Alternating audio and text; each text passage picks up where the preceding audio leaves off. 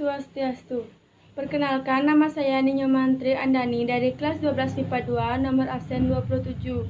Di sini saya akan mempresentasikan pelaksanaan revolusi hijau dan apa melatar belakangi pelaksanaan revolusi hijau di Indonesia.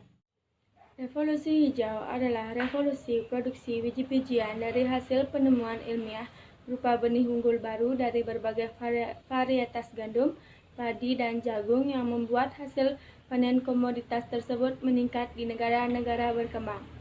Sebenarnya, program revolusi hijau muncul sebagai akibat adanya kekhawatiran dunia akan terjadinya ketidakseimbangan antara jumlah penduduk dan produksi pertanian.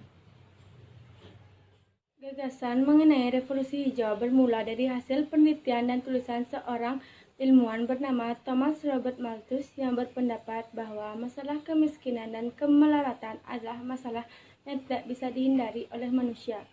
Kemiskinan dan kemelaratan terjadi karena pertumbuhan penduduk dan peningkatan produksi pangan tidak seimbang. Pertumbuhan penduduk berjalan lebih cepat dibandingkan dengan peningkatan produksi pertanian atau pangan. Menurut Malthus, pertumbuhan penduduk mengikuti deret ukur 1, 2, 4, 8, 16, 32, 64, dan seterusnya. Sedangkan produksi pertanian mengikuti deret hitung 1, 3, 5, 7, 9, 11, 13, 15, dan seterusnya. Gerakan revolusi hijau yang dijalankan di negara-negara berkembang dan Indonesia dijalankan sejak rezim Orde Baru berkuasa.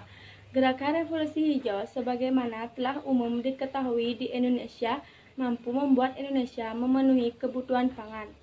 Pada masa Orde Baru, digalakkan pertanian dikarenakan tanah Indonesia cocok dengan bidang pertanian dan sebagian besar penduduk Indonesia bermata pencarian sebagai petani di Indonesia terkenal dengan adanya panca usaha tani yang terdiri dari yang pertama, pengolahan tanah yang baik, kedua, pengairan atau irigasi yang teratur, ketiga, pemilihan bibit unggul, keempat, pemupukan, dan kelima, pemberantasan hama dan penyakit tanaman. Seiring dengan perkembangan panca usaha tani kemudian berubah menjadi sabta usaha tani dengan penambahan 6 panca panen dan 7 pemasaran. Perkembangan revolusi hijau juga berpengaruh bagi Indonesia. Upaya peningkatan produktivitas pertanian Indonesia dilakukan dengan cara-cara sebagai berikut.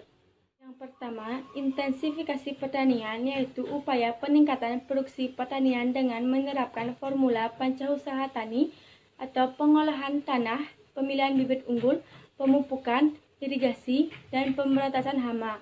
Yang kedua, ekstensifikasi pertanian, yaitu upaya peningkatan produksi pertanian dengan memperluas lahan pertanian, biasanya di luar Pulau Jawa. Yang ketiga, diversifikasi pertanian, yaitu upaya peningkatan produksi pertanahan dengan cara penganekaragaman tanaman, misal dengan sistem tumpang sari, di antara lahan sawah ditanami kacang, panjang, jagung, dan sebagainya. Keempat, rehabilitas pertanian, yaitu upaya peningkatan produksi pertanian dengan cara pemulihan kemampuan daya produktivitas sumber daya pertanian yang sudah kritis. Dan yang kelima, mekanisasi pertanian, yaitu usaha untuk meningkatkan produksi pertanian dengan cara menggunakan alat-alat modern dalam bidang pertanian. Alat-alat modern yang dapat digunakan antara lain, yang pertama, traktor, yang kedua, mesin penggiling padi, dan lain-lain. Bagaimana dampak positif dan negatif dari perkembangan iptek bagi rakyat Indonesia?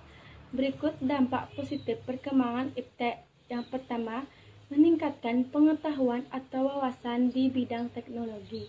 Yang kedua, mempermudah dalam kegiatan promosi atau pemasaran produk.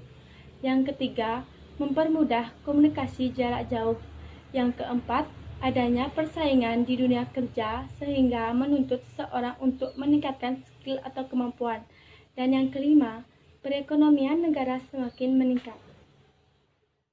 Berikut dampak negatif perkembangan iptek. Yang pertama, mendorong seseorang bersikap individualis karena terus-menerus menggunakan teknologi seperti komputer, HP, dan laptop. Yang kedua, adanya penipuan dalam proses jual beli online. Dan yang ketiga, mudah terpengaruh oleh budaya luar yang tidak sesuai dengan kepribadian bangsa. Baik, sekian presentasi dari saya tentang pelaksanaan revolusi hijau. Saya tutup dengan Parama Santi. Om Santi Santi Santi Om.